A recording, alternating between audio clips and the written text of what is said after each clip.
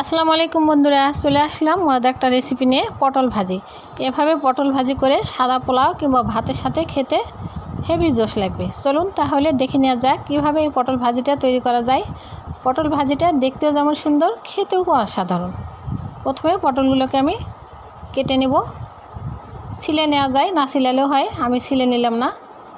এখন এটাকে আমি কেটে নেব। কিভাবে কেটে নিচ্ছি আপনারা দেখে বুঝতে পারবেন যে আমি কিভাবে পটলটাকে কেটে নিচ্ছি।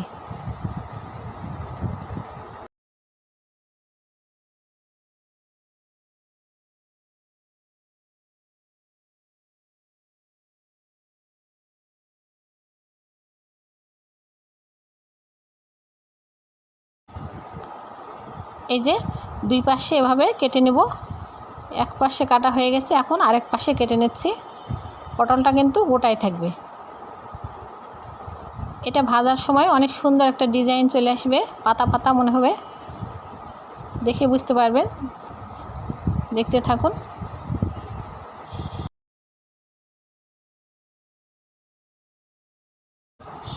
পটলগুলোকে আমি এভাবে ধুয়ে কেটে নিচ্ছি।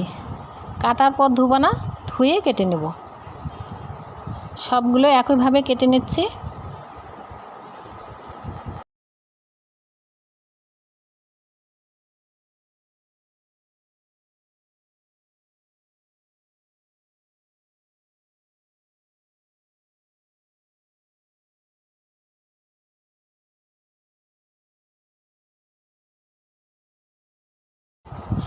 সবগুলো পটল কেটে নেওয়া হয়ে গেছে। এখন আমি এখানে দিয়ে দিচ্ছি স্বাদ মতো মরিচের গুঁড়া, দিয়ে দিব স্বাদ মতো লবণ, আর দিয়ে দিব হলুদের গুঁড়া 1 চা চামচ, দিয়ে মেখে নেব। বেগুন ভাজার মতো করে মাখিয়ে নেব।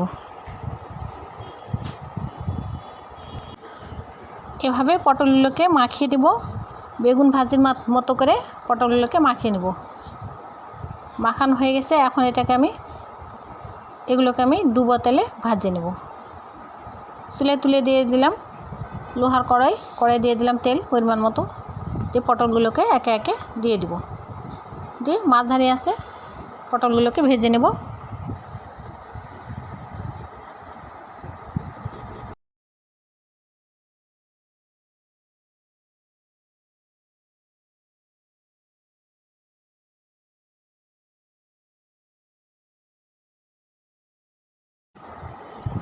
এক পাশে ভাজা হয়ে গেছে, এখন উল্টিয়ে দেব।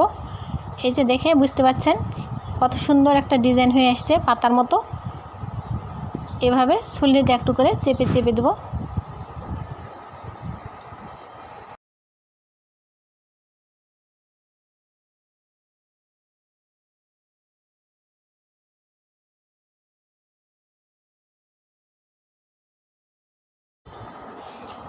দুই পাশে ভাজা হয়ে গেছে, এখন এগুলোকে আমি তুলে নেব। এক পাশে ভাজা হয়ে গেছে, এখন উল্টিয়ে দিলাম। এই পর্যায়ে উঠিয়ে নেব। পটল ভাজি হয়ে গেছে, এখন আমি উঠিয়ে নিলাম।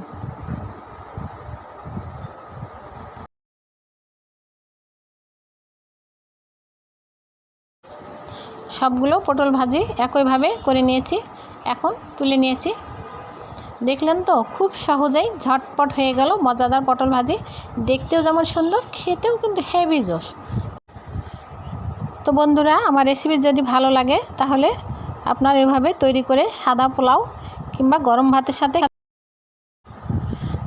ভাতের সাথে খেতে পারেন।